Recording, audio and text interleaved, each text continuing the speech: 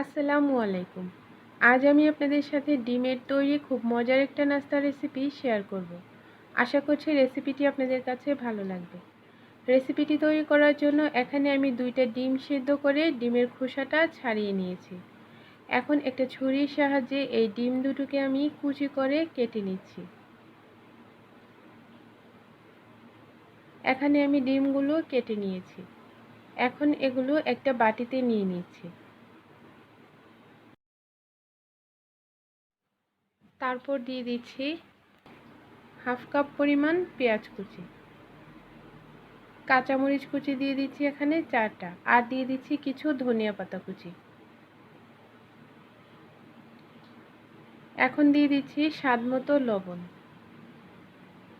হলুদের গুঁড়া দিচ্ছি এখানে হাফ চামচের অর্ধেক। তারপর দিয়ে দিচ্ছি ধনিয়া গুঁড়া আর জিরার গুঁড়া। এখানে আমি ধনিয়া আর জিরা 2টা মিলিয়ে হাফ চামচ পরিমাণ দিয়েছি। তারপর দিয়েছি হাফ চামচ পরিমাণ মরিচের গুঁড়া। এখন দিয়ে দিচ্ছি কর্নফ্লাওয়ার। কর্নফ্লাওয়ার দিয়ে দিচ্ছি এখানে 2 চামচ পরিমাণ।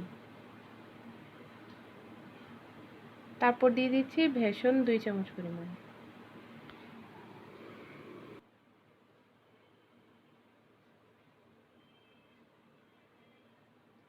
এখন সব কিছু খুব ভালোভাবে একসাথে মিশিয়ে নিচ্ছি। মেশানোর পর খুবই অল্প পরিমাণে আমি এখানে পানি দিয়ে দিচ্ছি।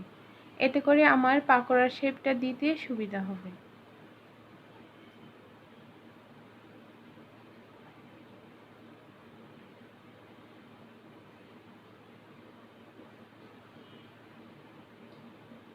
দেখুন আমি এখানে এভাবে করে পাকোড়ার শেপটা দিয়ে দিচ্ছি।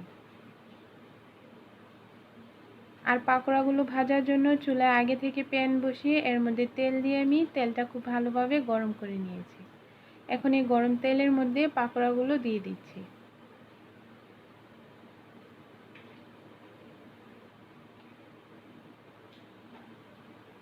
এই পাকোড়া ভাজতে কিন্তু খুব বেশি সময় লাগবে না।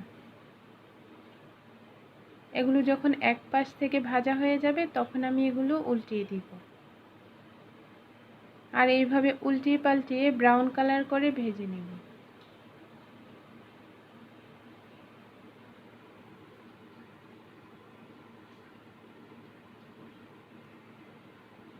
দেখুন এখানে পাকোড়ার কালারটা কিন্তু অনেকটাই চেঞ্জ হয়ে গেছে। এখন এটা আরও কিছুটা ভাজা হলে আমি উঠিয়ে নিব। এখানে আমার পাকোড়াগুলো ভাজা হয়ে গেছে। এখন আমি এগুলো তেল থেকে উঠিয়ে নিচ্ছি।